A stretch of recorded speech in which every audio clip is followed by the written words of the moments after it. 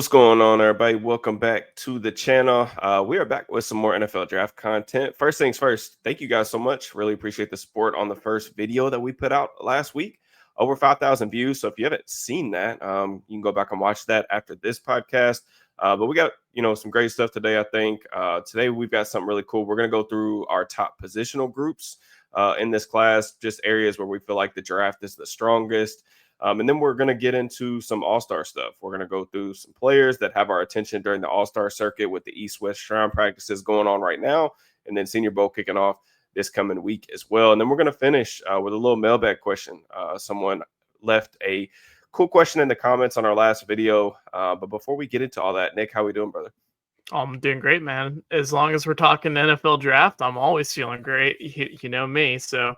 And we're going to be talking about a lot of these, all-star guys, who really have a chance to improve their stock over the coming weeks. And it's always great during this time of the year because you're still getting to some of the film on some of these guys. And then, you see that first impression of a guy winning in a one-on-one on a defensive line drill. And it's like, oh, okay. Yeah. I need to keep my eye on this guy, this Kobe Turner fella. Oh, yeah. I'm about to say, yeah, Kobe Turner was one of your guys that absolutely blew up and ended up going crazy. I mean, he's had a heck of a first 2 years for the Rams, too. You mentioned just all the different players. I mean, there's so much talent at both of these games. I know a lot of the big name, Shrine guys aren't necessarily participating in the practices, but there's still a lot of talent there. And then, the Senior Bowl has I think they had 10 first-round picks there last year. I don't know that they're going to quite get to that number this year, but there's a lot of talent, man. I'm excited to talk through some of these guys. Absolutely. All right, so before we get rolling, actually, if you guys would just hit that like button for me, subscribe, turn on channel notifications, all that good stuff. Also, drop us any questions, comments that you guys might have below. We're going to try to end each one of these videos that'll be releasing every single Monday. We're going to try to pick out one, maybe a couple if we have time. By answering those. I'll also go back through the comments of all my videos and try to respond to as much stuff as I can as well. Really appreciate that. So, Nick, we each picked out our three strongest positional groups. As it turns out, we had two of those that were in common. So why don't you start off, with those, and then we'll kind of wrap it up talking about where we kind of differed with that last spot. So I think we both agreed on this one, but it was with interior defensive line. And honestly, just going down the roster of the All-Star game, you can really see it actually coming out with guys like Ty Hamilton from Ohio State, and then you got your underclassmen, guys like Derek Harmon out of Oregon. There's a lot of really well-known talent, but there's also guys that are just starting to make their presence known at the Shrine game recently. There's JJ Pegues from Ole Miss, who's one of those really intriguing day 3, late day 2 type of defensive tackles. I've seen this guy rush off the edge actually a couple of times and beat Emory Jones from LSU with a cross chop and then flatten to the quarterback. And I'm just where did that come from? Who are you? Everyone's talking about Walter Nolan, and then Pegues does something like that, and I'm just you just go down the list of players, and it just starts to build up over time. There's your nose tackle types, the CJ Wests, the Jordan Phillips that we're going to get to eventually, and I like seeing just all the different types of body types that you can get. You get your penetrating 3 techniques, the guys that win with that natural leverage, that quickness off the line of scrimmage. But you also got guys, who have longer levers and can push the pocket and 2-gap on some plays. So, I really think that the interior defensive line class, it's one of the biggest bright spots in this entire class, and it's going to show down in Mobile, and it's already showing with the Shrine game practices that are ongoing. The defensive line class, man, just absolutely loaded overall. I mean, Mason Grant from Michigan, he was one of my favorite watches from the summer. He had another monster season, against Ohio State. Not necessarily someone that needed to go to an all-star event, but that Ohio State film was a pretty special watch when it comes to run defense. And then, we got the breakout from Walter Nolan, finally, that we were kind of waiting for. But he's one of the few underclassmen. You already mentioned Derek Harmon. We talked about him in the last podcast, one of the guys that I really like, specifically as it, relates to the Steelers. But, like you mentioned, just like having those different skill sets, those different archetypes. You got the disruptive three techniques, but we also got some really solid nose tackles in this class as well. I feel like there could be, as many as like 3 or 4, maybe 5, like interior, like nose tackle types that could be drafted in the mid rounds. So it's a really good year to kind of need trench help defensively. And there's just a lot. There's so many guys to get excited about, like leading up to the All-Star event week. It's been like so hard for me because I'm trying to like get to film on all these guys just to have a little bit of an impression on who I'm going to be watching over the next couple of weeks. Trying to grind out as much film as I can. But yeah, this defensive line class, it's every bit as advertised as like all the big wig, the big media draft guys will tell you it is.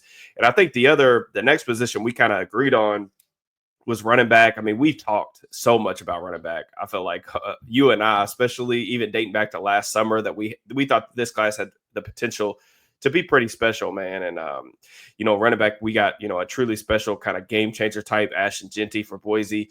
We got a couple other backs like Amarian Hampton and Caleb Johnson. I could see those guys sneaking into the round one conversation before it's all said and done. But those are definitely like top 50 type locks for me. But I think we could have as many as like 8 to 10 guys that I could see being taken on day 2 of the draft. And it wouldn't cause me to like even blink an eye. Like Devin Neal from Kansas at the Senior Bowl. Like he's a really good runner that I think, even though like he's not necessarily maybe the build that the Steelers typically look at. But he's a really good player, man. And he's somebody that's had my eye since this past summer. So it's a really unique blend of, I think, like top end talent, but also depth in the class. Cause there's going to be guys on day 3 of the draft that I think could come in and like fill a role as a rookie. Like we get a couple of those guys every year. Like Tyrone Tracy was a guy this year that came out and had a really good role. And had a really productive rookie season, even though he lasted till I think like the 5th round. It wouldn't surprise me if we get into like week 8 of next year and there's already like 1 or 2 backs from day 3 of this class that are like making a really big impact just because they're getting pushed down the boards because of other guys in the class. So I know you're a pretty big fan of the running back class too. Yeah, this running back class, it reminds me a lot of the 2017 group where like you just kind of go down the board and you're almost having to like nitpick like between like which guys you like the most. Cause like you'll go and watch a guy like Bishal Tootin from like Virginia Tech. You'll see that explosive gear and you'll just be like, wow, okay, I really like this guy. And then you'll watch like a bigger like type of back, like an Ollie Gordon or something like that. And you just, there's so many different types of flavors in this class in terms of like scheme fit, in terms of prototype build. You're going to get a lot of that from this class. And you mentioned Devin Neal. I think he's one of my favorite fits for the Steelers personally, because I've watched Kansas a ton. Really good player. Yes, they run a lot of that outside zone system. I love the way he reads. He gets through his like figuring out which gap to hit and finding that open crease, manipulating the second level, creating that space. And you watch him get laterally, like I don't think there's a back in this class that gets better, who moves laterally better than Devin Neal does.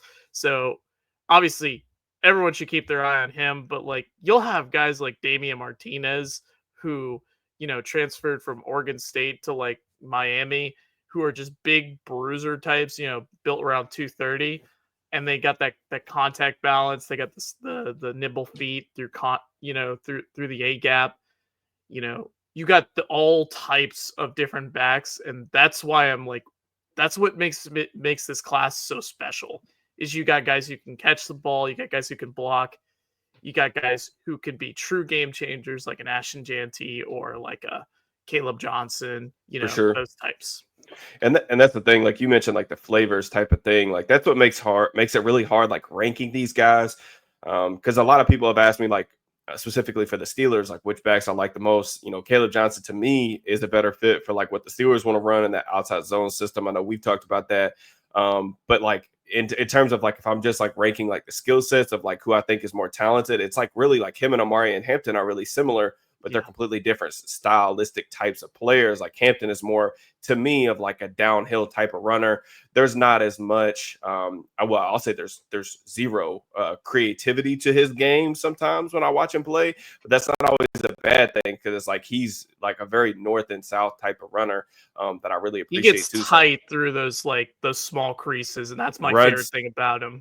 runs behind his pads. I mean, there's just a lot of guys like you mentioned, like Neil. Neil's got like that kind of slasher rushing mentality. Really good laterally, like you said, really nice feet. I wish the thing about Neil that I think makes it a little bit tricky is that he's like 215, I think is like what they list him at. Mhm. I don't know what he's going to come in at the combine or anything like that. But to me, like I don't think he plays 215. Like I think he plays a little bit lighter than that. Yeah. So that's one of the things I just wonder because like I feel like the Steelers normally with their 1A type of backs. I'm not saying that they're going to like necessarily go back to that bell cow. Like this dude takes 75, 80% of the snaps thing anymore. But normally with their like 1A type backs, they like guys that are 225, 235. You know what I'm saying? I don't know if Neil plays to his size.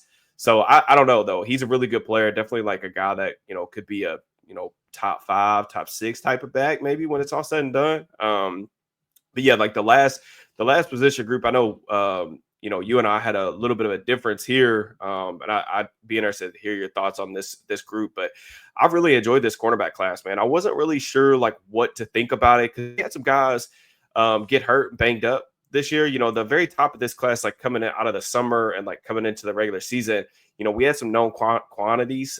We had Travis Hunter. Will Johnson's been a guy since like the very first time I watched this dude play as a freshman. I was like, okay, this dude's special. But we talked about Azaria Thomas from FSU. That's one of my guys in this class. Actually, interesting enough, I don't know if you saw it, but Data Jeremiah put out his mock draft 1.0, and he had Thomas in there. I think he Yeah. was like 25 or 27. So it's very interesting. There's a couple big name media guys. I think him and like Dane Brugler, when they do mock drafts, I always try to like pay attention to who's in there, who's not necessarily because it's going to affect like my rankings, but I think that those guys are usually pretty plugged into the way that the league thinks and the way that, they're looking at specific players. So it's kind of interesting that he's in there, but, Kobe Bryant from Kansas is someone who's been on my radar for quite a while, really big playmaker at the quarterback position. I think he's got like 13, 14 picks. He was actually on my watch list for the Shrine Bowl this weekend. He had a really nice like first day of practices yesterday. I've been able to get through a little bit of that film, but even like other guys that I don't necessarily think have like the cleanest tape maybe, but are freakish athletes that have a lot of potential. Like Maxwell Harrison from Kentucky is a guy that comes to mind. If you want to take a guy with a lot of upside, he's one of those guys, but I haven't even been able to get through like some of the day 3 guys that I have circled or I've heard good things about. This class I still feel like has a good amount of depth. So regardless of what you're looking for, and that doesn't even cover like the slot corners, that we kind of touched on last episode. But I was just curious on like if you had any like quick thoughts on like the cornerback class in general. Most of my thoughts on the cornerback class right now are kind of limited because my exposure to most of this class has not been like I have not been able to get to a ton of sample sizes on a lot of these guys because I'm focusing on different positions For sure. as of this moment. But like corner is definitely one that I want to get to, and hearing your thoughts, thinking that it's like a top 3 position, that makes me very eager to want to get into the film. Guys like Azaria Thomas, like you mentioned, and obviously like Jade Barron is we talked about him the last episode and how he fits them Yep. from like a slot corner perspective. And I think that's like for me, that is what seems to be a bigger need than outside corner for the Steelers, in my honest opinion. Yep. I think there's some optimism about Trice there with the team, but I do think there's a lot more questions on the slot end in terms of like what they're looking for. So I'm definitely going to be keeping my eye out with this cornerback class. I went in a different direction. I've I've watched a lot of the skill position groups on the offensive side for this class, and I've been kind of digging this tight end class because there are a lot of guys that can actually like block in line. And as you go Oh down like yeah. the list of this group, like you'll get to guys like Mitchell Evans and Terrence Ferguson. Ferguson is a guy who kind of plays erratic with his technique, but he's got a strong anchor that allows him to recover really well on his blocks. And I think he's a guy who moves better than he gets credit for. Because I've seen Oregon, they'll move him like out in motion. They'll put him they'll put him in advantageous situations where he's one-on-one. And I see him either, be able to box out a guy or even be able to create separation, with just a nasty stick at the top of his route. And like, seeing that from like potential depth guys, and like seeing like the potential like guys who could just block in line. I mean, there's a lot of those potential type of guys. And then you go down like the list, like you get to a guy like Luke Lachey out of like Iowa, who had like unfortunate, amount of injuries that kind of like zapped his like athleticism this year. Yep. But he's always shown like the potential as a blocker. There's always that athleticism that's like kind of like in the background is still waiting to come out. And he kind of was like starting to show more at the Shrine Game. I think the Steelers were actually showing him some interest from what I was like reading about that. And I was actually kind of interested because I think that's a position, not necessarily that it's a need for them, but if they're looking to get a guy like that could be a potential value for them down the road, taking a day 3 tight end, I don't think is like the worst option. And, going down like the deepest position groups, I tend to believe that tight end has one of the strongest, values. And of course, you get to the top, Colston Loveland. I don't say this lightly. Baller. He's the best route runner I've seen at tight end. I've seen as a prospect coming out of school. I have not seen guys with his level of nuance. The way he is able to just know situations, like there's a play like where, like against Purdue, like a couple years ago when he was still like 19 playing with JJ McCarthy. He's like McCarthy's like trying to scramble outside the pocket. He wants to move to space, try and throw towards the sideline. This corner's kind of like draped on him. He's like kind of close. So what does he do? He kind of like pretends like he's going to go upfield. Like he kind of like puts his shoulder into him and then like tilts his access. And then he comes back outside, creates that separation. And then I was just like, okay, you have something there. Like that is some special gifts. And then Tyler Warren's just completely like, he's one of the most complete tight end prospects you'll see in terms of blocking, in terms of the athleticism, the yards after the catch. So I really like this group. I personally think there's a lot there in terms of depth and at the top. Yeah, I mean, I think you mentioned like Loveland. Loveland's a guy that is kind of, we're going to talk about another player that's kind of fits in the same kind of mold, but he was a victim of his circumstance this past season. With McCarthy going pro and leaving early, their quarterback play in Michigan was terrible this year. Like I even watched back some of his tape this year and like just looked at his targets. I mean, there's so many off target throws. Like the kid's still open all the time and they just could not get in the ball. So it's almost like for me, the production and stuff, like total just throw it to the side. I don't care. Like we already saw what he could do. Like you mentioned when he was like 19, 20 years old. I think Tyler Warren, first round tight ends are always tough because it's like, what does a first round tight end or a big time tight end in the NFL like need to do? And like, you have to be able to block in line for me to be able to like even put you in a conversation of being able to be selected in the first round. And Tyler Warren can, like, he's actually like a real functioning part of their run game. Not just like they don't hide him at all. Like they actually use him as like a weapon in the run game in terms of like setting the edge, some big boy blocks on outside zone, taking on edge defenders like one-on-one in situations. So to me, like Warren's a pretty special player. Like we know he's like tough as nails after the catch. Like he plays big. Like he has really good size to him too. And like that's the thing about this class is I feel like the deeper that I'm not nearly as far into it as you are, but the deeper you get into this class, like you can find like even like Mitchell Evans, like from Notre Dame, is a guy that I think he's at the Shrine Bowl too.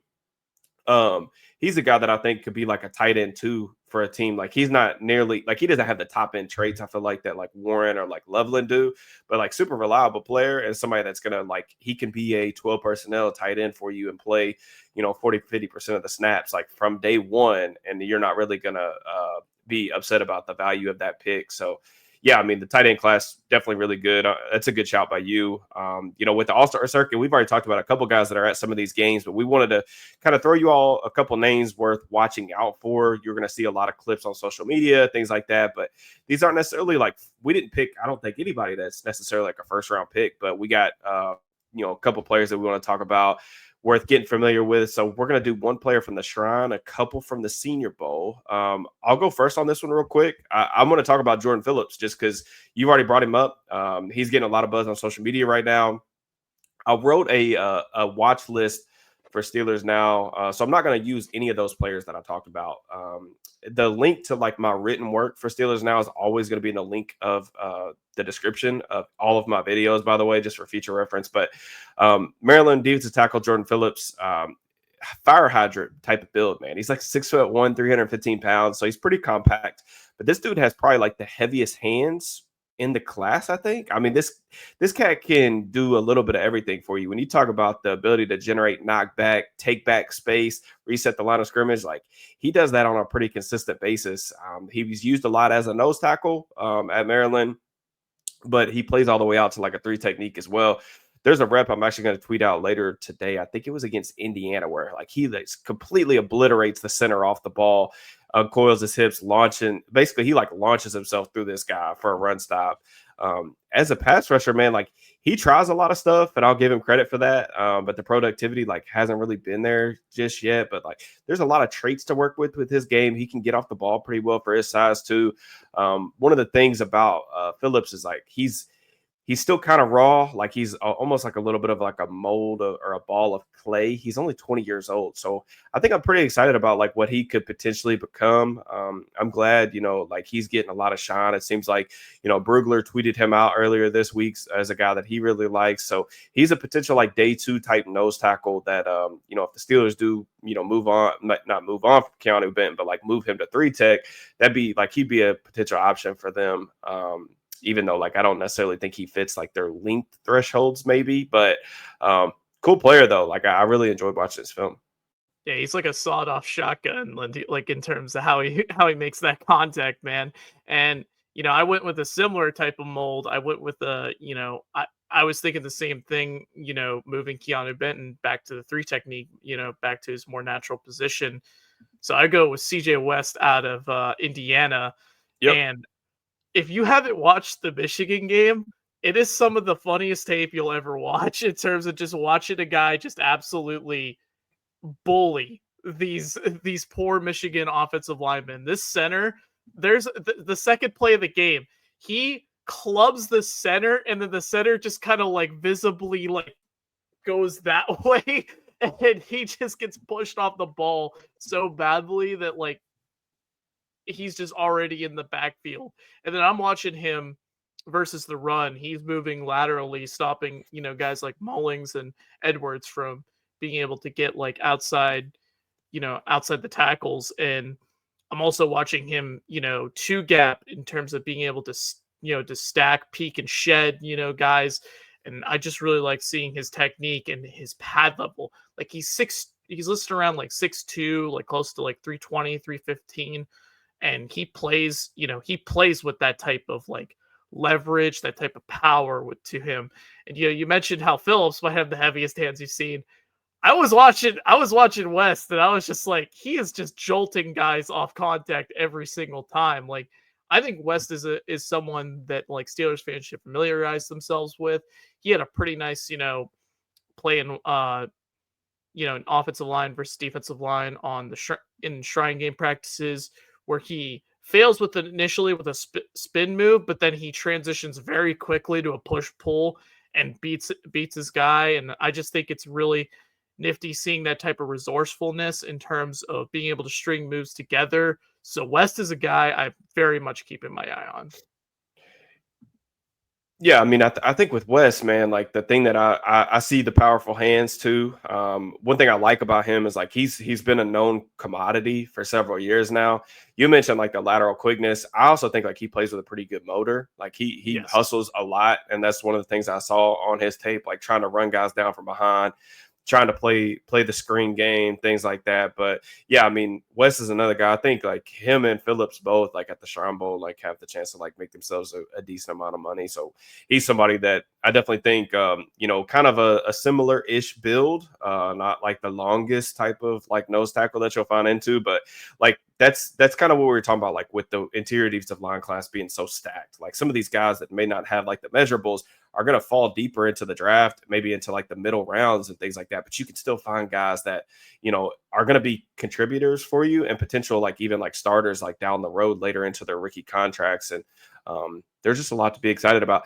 I am going to talk about another defensive lineman as we kind of transition to the Senior Bowl. Obviously, Senior Bowl, totally loaded roster. Like even with some of the pullouts that we've had announced over the last couple of days or whatever. But I want to talk about Deion Walker from Kentucky for a couple different reasons. But so I talked about Phillips and how he has this kind of fire hydrant type of build.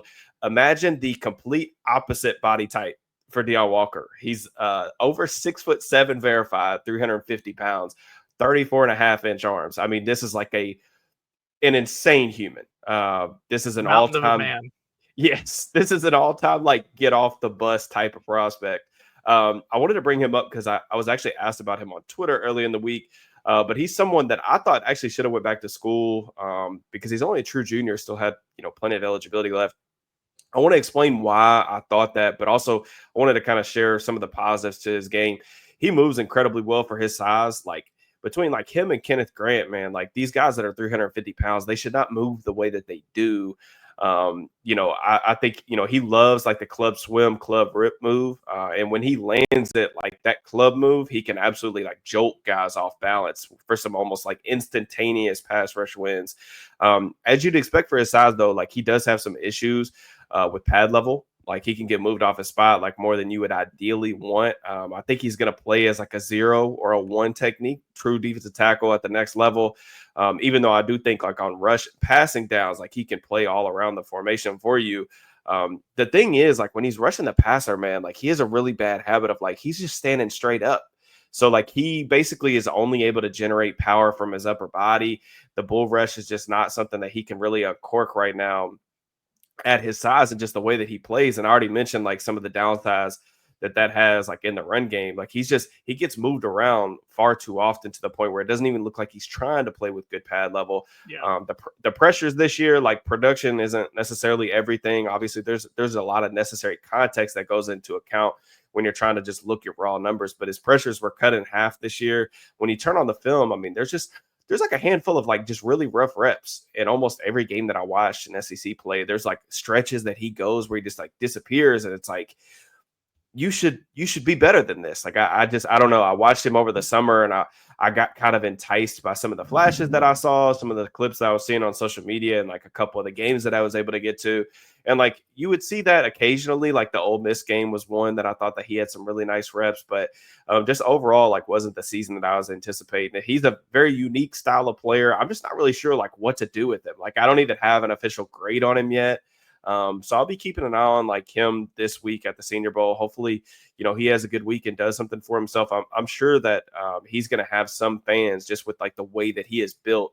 You just don't come across defensive tackles with this type of build very often. So I'm interested to see like how he does this week. Yeah, Walker's definitely that type of guy that like you watch on tape, you have to just say to yourself, all right, do I have the coaches to be able to get everything out of this guy in terms of 100%. development, making his pass rush plan more refined, making, his pad level. That you mentioned that. That's one of the things, I talk about with, shorter guys. They have that natural pad level already because, they're built a lot shorter to the ground. So they don't really have to worry about that as much. With a taller guy, when they fire off the ball, sometimes they might be upright and kind of like causes their get off to not be as significant as like their athleticism might, show. And those types of guys, they can be very boom bust with how their careers tend to go. You don't always get your Chris Jones types of players that in For terms sure. of guys who are like 6'6" who end up being, superstars. Sometimes you get like your who's that guy from South Carolina who plays for the Jets now? Kinlaw. Kinlaw, yeah. He's Where the same way.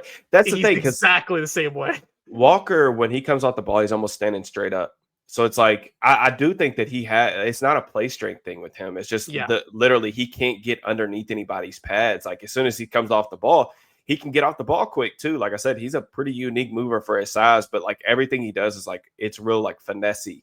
And he just doesn't have like that power element to his game. And I felt like when I was watching him this year, like there were just times where you could tell like offensive line coaches, they drilled like some of his moves that he likes with that club move. Like they were really sitting on that stuff. And after that, like he just didn't have the ability to kind of push the pocket the way you would kind of want your like defensive tackles to be able to do, because he can't access any of his power in his lower half. So yeah, just like I don't know, a very strange player. Like again, someone that I'm not even finished watching, because I feel like he's almost somebody that you have to watch so many reps, because like you can get overly enticed like with the flashes, and then you can get really frustrated with like how much he's off the ground or just getting displaced out of his gap.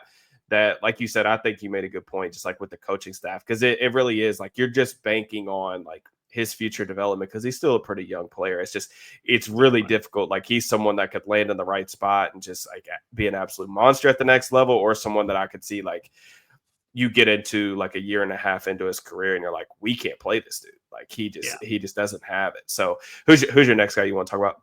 So I'm going to go in a little bit of a similar mold in terms of like a question, questions that need to be answered. Yep. So Ollie Gordon, running back from Oklahoma State, he had that DUI, in the offseason, bunch of questionable things said by his coach afterwards that had me just Those I, were I some just classic press conferences. I just couldn't believe that at the time. But like Gordon is interesting to me because like I remember listening to him, be interviewed when he had won the Doak Walker Award last year.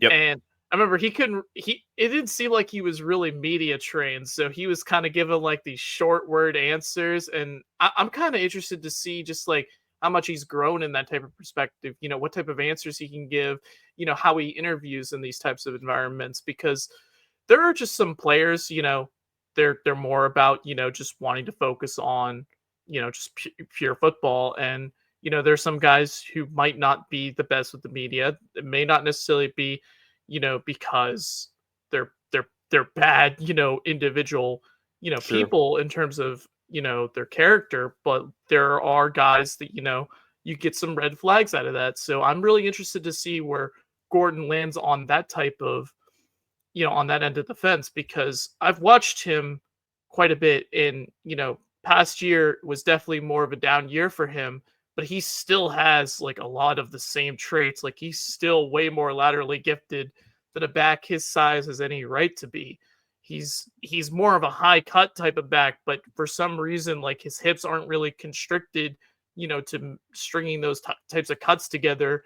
Can he like rejuvenate like his draft stock in terms of being able to recapture that momentum that he had last year and really capitalize on it in Mobile? That's what I'm really interested to see, is like, can he interview well, like all that type of stuff. Like it's Yep. big for him.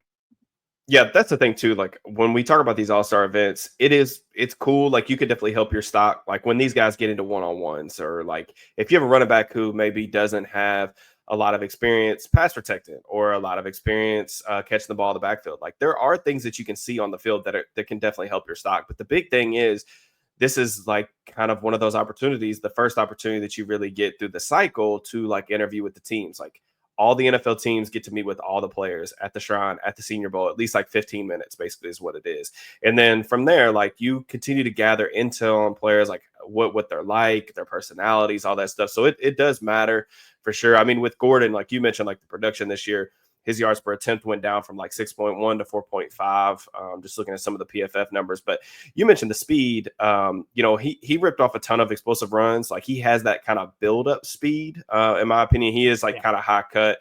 The thing that I liked about Gordon that I thought was like really, really pretty unique for his size, which is like hit the quick cuts. Like sometimes in the backfield when defensive lineman would be able to penetrate, and where like he was almost getting guys in his face, like as soon as he would take the handoff, those quick cuts to evade like tacklers, really impressive, man. He's got pretty light feet for his size.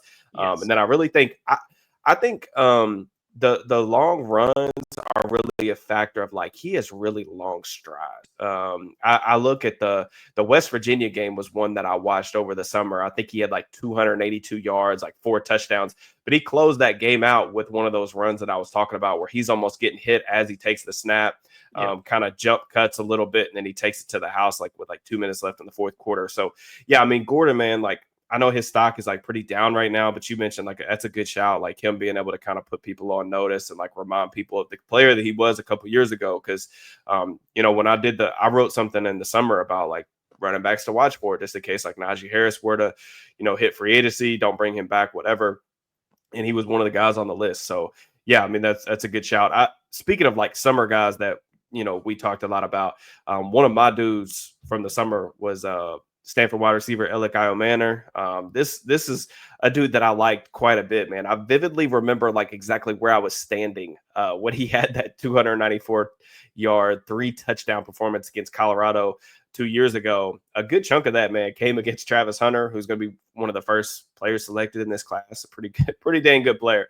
But the size, like 6'2", 210 pounds, that's obviously great. He plays primarily on the outside, but I could see a team like wanting to get him closer to the core, especially because, man, this is the best blocking wide receiver in the class, and I don't even really know that it's all that close to me.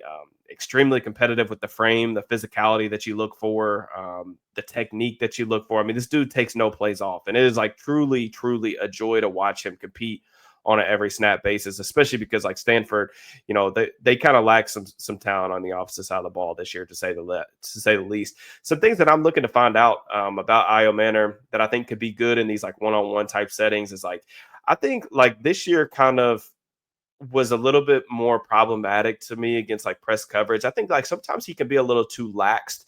We talk about guys like standing straight up out of the release or out of the stance.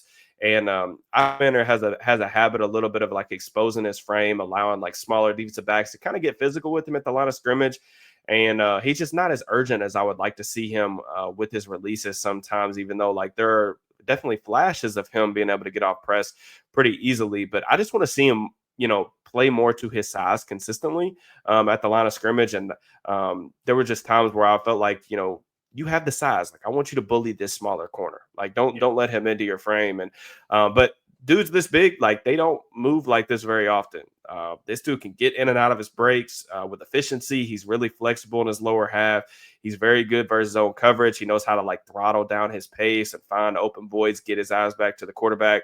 He's not like overly explosive after the catch because like most of his work really does come on like a vertical plane. He like wins on double moves. He can stack guys. Not necessarily saying he's gonna be like a 4-4 type of guy, but I think he'll like probably run like around like the 4-5 range, something like that. Maybe crack that a little bit. But he's not explosive after the catch, but he is tough to bring down. Like I mentioned, some of that physicality kind of translates over when he has the ball in his hand. So yeah, I mean, another guy that didn't have necessarily the explosion that I was hoping for this year after that crazy performance we got last year coming off the ACL. Only 800 yards, 6 touchdowns. But like I said, man, like same situation with some of these other guys we've already talked about in this episode. Like just the quarterback play wasn't there. I mean, there was a handful of like double moves and like deep targets that if those are on point, we're looking at a 1,200-yard type of campaign. So yeah, Io Manor, I'm still in on the talent. I still think, potentially like a round 2 type of player, but it'd be cool to kind of see him show out in Mobile and do some things. Yeah, you mentioned the pace of his releases. I remember watching him over the summer, and like the player I kept seeing the most with how he was releasing, at the top of his route and off the line of scrimmage, he's consistently trying to vary his pace. And I was just like, oh, he's trying to emulate Michael Thomas in terms of how he gets off the line of scrimmage. And like I think I think it works, but I do think he needs to lean more into his size and just be like, I am bigger than you. Get out of my way. Like he needs to Yeah. be able to like, make that subtle that subtle press with his like arm, not offensive PI, but commit offensive PI basically, at the top of his route, and he can probably create more of that like last minute type of separation. I think that can go a long way to like really like refining his game. Um, in terms of like another player, I'm interested to see it down at the Senior Bowl. This one's more of just like for me in terms of just watching him. I remember watching Virginia Tech a lot this year, and Aeneas Peebles. I swear this dude just wins with quickness, with leverage. He is everything I like in a 3 technique. He's built short to the ground. He's listed around like 6'1". He's like 290 pounds, but he just absolutely wins. Like there are even some reps sometimes where like he's working through a double off like because they're doing like a 3-man rush, and he's working through the double, and he's still getting the pressure. I think he had like a 17.7 pass rush win rate, according to Pro Football Focus. I think that was third among FBS interior defensive linemen, Yep. and you watch him. He's got a lot of that pop, a lot of that quickness. You watch him fire off the line like he's extremely fast out of his stance. You will see him be able to win with that club swim consistently. You'll see him. There was a spin move against Miami. You tweeted this play. I literally was watching this game yesterday, and Yeah. I watched that play, and I was just like, oh my god! Like You're talking about the outside spin. He actually yeah, got. I want to say that he had like 3 or 4 hits on the quarterback this year with an outside spin. So like what he's doing is literally coming off the ball, and he's basically taking a hard first step inside as if he's trying to capture the inside shoulder of the yeah, guard, and then he immediately spins back out. And the outside spin stuff, you're seeing like more and more guys try to do it, but normally people aren't like fluid enough, especially like defensive tackles. And yeah. he's not like the biggest dude. He's only 290 pounds, but like he is like extremely. He's a pretty gifted mover. But I'll let you continue kind of gushing about his game because he's a super talented pass rusher, man. Yeah, Ton of like moves. you talk about the lateral movement, like whenever he's like going up the field, like whenever he's trying to like flatten his path towards the quarterback, you see like he has that type of bend to be able to finish those types of plays like more consistently than some other guys, some taller guys who might have more of their hips constricted. And I these types of pass rushers, they're the types that usually win me over in the all-star circuit because I'm just like, all right, let's see you win 1-on-1 versus like the offensive guard consistently. And I think he's gonna be that guy that like everyone's talking about after the Senior Bowl, and he'll be like, whoa, this guy this guy might be like more of like a top 50 type of player than we might be thinking or something like that. I Yeah. really like what I've seen from Peebles. He might not be a fit for the Steelers, but he's a guy that I just think people are going to be buzzing about after this week.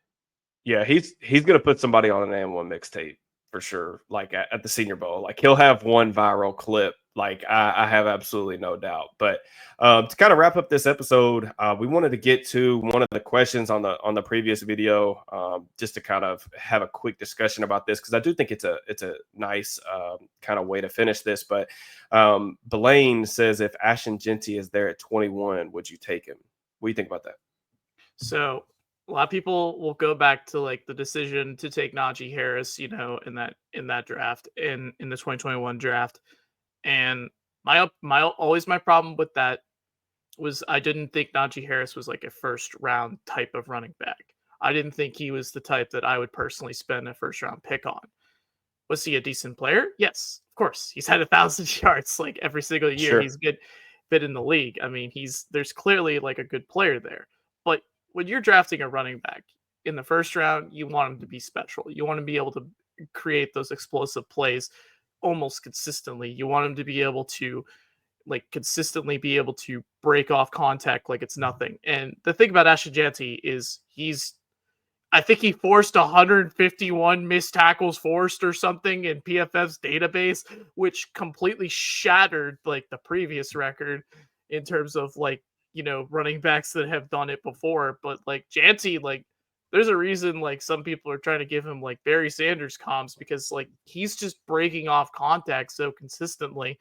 I don't think he's going to be there at 21. And if he was, well, I don't like to pass up on special players. And if there are guys with special traits, special contact balance, you know, you watch him against Oregon, you'll see a guy who's consistently not even being brought down to the ground. Like some of his tackles, the tackles on him is just dudes pushing him out of bounds while he's standing up as they Yep. get ragdolled across the ground.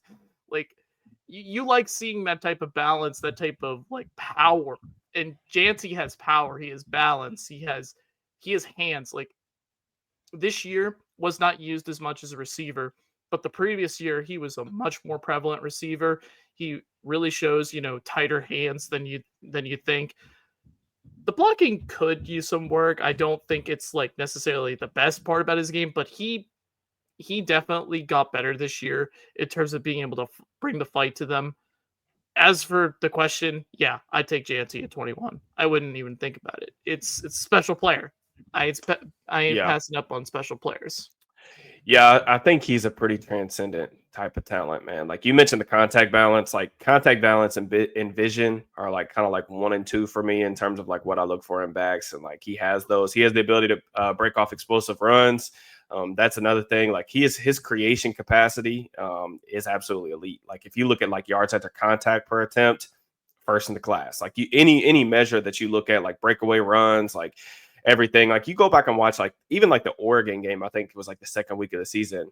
Like he almost will. I don't think they actually Yeah. won that game. I think he was literally single handedly trying to will them to victory. He had like 190 rushing yards or something like that, 3 touchdowns. I mean, one of the touchdowns I remember like tweeting it the next day because I was like, this is one of the craziest runs I've ever seen in my life. He's just bowling balling off of guys Yeah. and keeping his feet. So yeah, I mean, I would say the same thing. Like Harris to me was running back 1 in that draft, but this is a different type of prospect in my opinion that Yes. we're talking about. And Harris has like always been like a polarizing player within the fan base, just because I think like some people lean like far in either direction. Like I think he's a solid player and he's had a solid career, but maybe not like the player that maybe the Steelers thought that they were getting at that point in the draft. I'm usually like anti running back in round 1 under certain situations. I thought this is one of the quotes that I wanted to bring up. This is from Ben Fennell, who does some CBS stuff, but I thought he had a great tweet. I actually bookmarked it for this specific reason. But he said the running backs are gasoline players. If you have a good offensive line and the fire is lit, look out. But don't expect a running back to bring the matches. Bad O-lines will make running backs look bad. Running backs are the accelerators. Elite ones will make the campfire an inferno. And that's kind of the reason why I say yes. Is not just because I think that Jeanty is a better prospect than Harris was coming out of college, which I do absolutely believe that to be the truth. But I actually think like the Steelers' offensive line right now is in a better place than it was when they drafted Harris. They kind of skipped a step in that process. I would say that was kind of frustrating because I felt like the way that they tried to build the team was like they wanted to get like some of the skill position players. You know, they drafted Harris and then they drafted Freiermuth, but then they go into the season and they've got Kendrick Green, who like had really never played center before, was not like probably not even like a real NFL player. Like I've already kind of moved him positions. He was traded shortly after. I mean, they were starting a 4th round rookie at left tackle, which is like no NFL team does that. Yeah. Like you just don't. That's just not And Dan Moore's been like a decent, like he's been like a replacement level player, I would say. Like he's had some moments, especially in the first half of this season. But like they just kind of skip steps. But like now I look at the offensive line and I say like I don't even remember I don't even remember your thoughts on Fautanu. We don't have to get into that now, but I was pretty bullish on him coming out of the draft. I think Zach Frazier had a fantastic rookie season. He was second team All Pro on my ballot that I made for Twitter only. But I just think that there's more pieces on the offensive line to say like, okay, like if we could take a running back along with Arthur Smith's like philosophy, we know they want to run the football. And even though like outside zone isn't necessarily like the fit that I would love for Jeanty, I just think he's so special that like I would just want the dude on my team. And when I'm looking at an offense that really needs to go from like, you know, the 17th or 20th best offense in the league to kind of get into that top 10, I think if you take a transcendent talent in the first round of the draft, even if it's not a premier position, like I'm all about that. Of course, it depends on like what the board looks like, but Yes. I can't envision a scenario where like Ashton Jeanty was there at 21 and there was like other players that were ranked higher on my big board. Like I just don't think that that's gonna happen. So one quick thing to add, yeah, just real quick, you know, we see the Eagles, you know, they're on the precipice of making the Super Bowl, and obviously, you know, they're more settled at the offensive line, 100%, and not even just calling it settled. I mean, that's the best offensive line in the league. I mean, they're 100%. massive, but you see what like Barkley's able to do in terms of creating those huge chunk plays. They're almost like dependent on like explosive plays, Mm-hmm. and it's been able to work for them because they rely on the run game. They rely on their quarterback to be a big part of that run game. You know, trying to borrow from that philosophy of how the Eagles are built, Jeanty could be part of that like type of solution to, you know, creating those types of plays, you know, to be able to complement like maybe if they decide to go with Justin Fields next year, Sure. obviously. And one last nugget on Jeanty, because I thought his season was insane.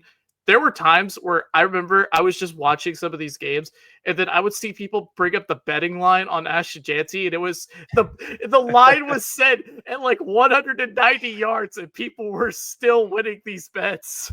Yeah, it's pretty. It was honestly like one of those seasons that I feel like you'll never forget. Like Yeah. if you're anybody that like follows college football, even from a casual standpoint, you're always gonna like remember like Ashton Jeanty. Like for me, like as a kid, I'll never forget like watching like Reggie Bush. Like he was just that type of like transcendent talent. And for a guy like Jeanty to really put Boise State on the map, and I know things didn't go their way in the playoffs. They faced a Penn State team that was just flat out better than they were. But the fact that he was like able to put them back on the map like that was just it was one of the coolest storylines of the season. And you mentioned the Philadelphia thing, like not to belabor the point, but like we know that Eddie Whitehill came over from that. Like I think continuing to build through the trenches is going to be a priority for them. I'm not really necessarily sure of like what the next step for that is. Of course, they're kind of looking for some. They need to find a way to get Broderick Jones on track, but I think that Jeanty, yeah, sign me up. I mean, you will hear no complaints from me, and I think anyone. I don't know. Other than people just saying like running backs don't matter, I don't think that you'll find a lot of people, having too many nitpicks with his game. The only like weakness that I even had like coming out of summer scout, he was my RB1 in the summer. And then, he's going to finish as that for sure this cycle. But my only nitpick at the summer was that he had like 4 or 5 fumbles, I think, in 2023. Yeah. And then like he didn't have any fumbles in the first half of this season. He had a couple down the stretch, though. I think he finished with like 3 or 4. So like ball security would be the only thing, but it's like the dude's touching the ball almost every play. Like he was the entire engine of the offense. So it's like the rate statistics kind of almost make that look like not as big of a deal. So Yeah, I don't know. Jeanty, pretty special player, but we're in a little bit longer than we were anticipating per the usual, but we do appreciate the continued support. Also, like on your way out, if you could like the video, subscribe to the channel, hit that bell for notifications, all that stuff. And don't forget to drop us a comment. If you have any questions about specific prospects, you want to know our thoughts on a player, certain scenarios, certain fits for the Steelers, please make sure that you drop those in the comments, and we'll try to maybe either get to one on the next episode, or I'll go back to the comments and try to respond to as many as I can. Other than that, we will see you guys next week. Enjoy your week. Peace and love.